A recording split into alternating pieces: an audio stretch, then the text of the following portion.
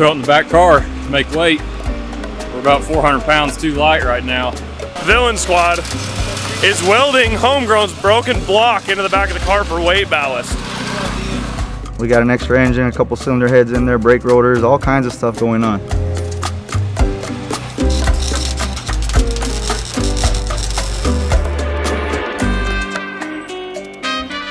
We pulled the valve covers off of it, only to find that it had shattered the trunnions and like 70% of the valve train. They're not gonna make the last lick.